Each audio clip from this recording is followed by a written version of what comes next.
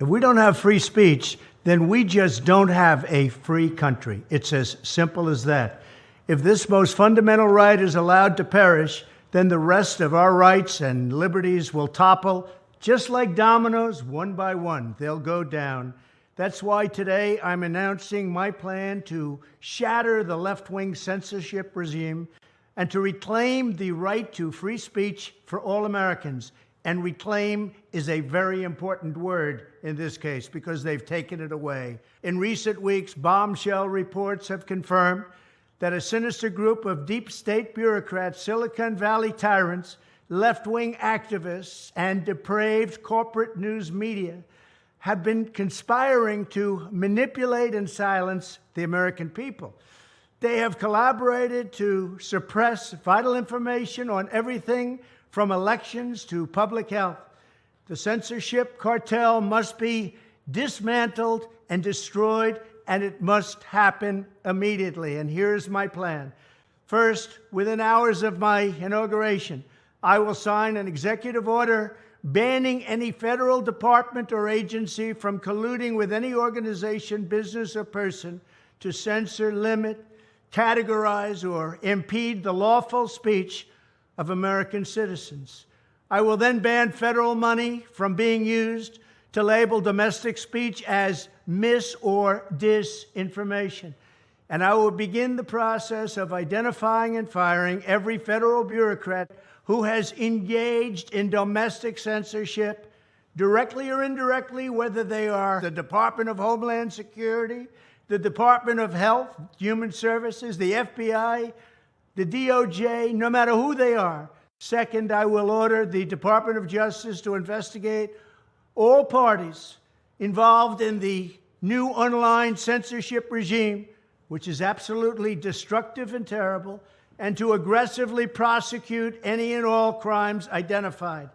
These include possible violations of federal civil rights law, campaign finance laws, federal election law, securities law, and antitrust laws, the Hatch Act, and a host of other potential criminal, civil, regulatory, and constitutional offenses.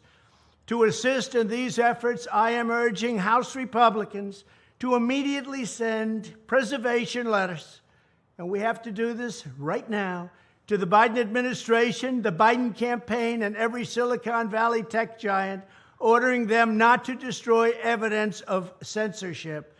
Third, upon my inauguration as president, I will ask Congress to send a bill to my desk revising Section 230 to get big online platforms out of censorship business.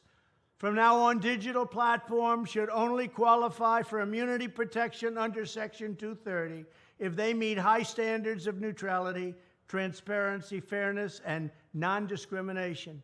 We should require these platforms to increase their efforts to take down unlawful content such as child exploitation and promoting terrorism, while dramatically curtailing their power to arbitrarily restrict lawful speech. Fourth, we need to break up the entire toxic censorship industry that has arisen under the false guise of tackling so-called mis- and disinformation. The federal government should immediately stop funding all nonprofits and academic programs that support this authoritarian project. If any U.S. university is discovered to have engaged in censorship activities or election interferences in the past, such as flagging social media content for removal of blacklisting, those universities should lose federal research dollars and federal student loan support for a period of 5 years and maybe more.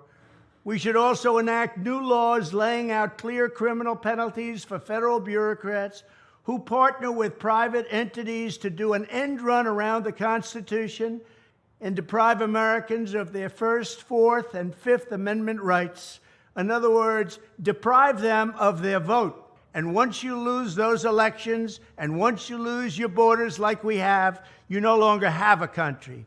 Furthermore, to confront the problems of major platforms being infiltrated by legions of former deep staters and intelligence officials, there should be a 7-year cooling-off period before any employee of the FBI, CIA, NSA, DNI, DHS, or DOD is allowed to take a job at a company possessing vast quantities of U.S. user data.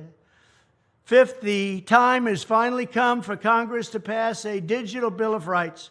This should include a right to digital due process. In other words, government officials should need a court order to take down online content, not send information requests such as the FBI was sending to Twitter. Furthermore, when users of big online platforms have their content or accounts removed, throttled, shadow banned, or otherwise restricted, no matter what name they use, they should have the right to be informed that it's happening, the right to a specific explanation of the reason why, and the right to a timely appeal. In addition, all users over the age of 18 should have the right to opt out of content moderation and curation entirely and receive an unmanipulated stream of information if they so choose. The fight for free speech is a matter of victory or death for America and for the survival of Western civilization itself. Further,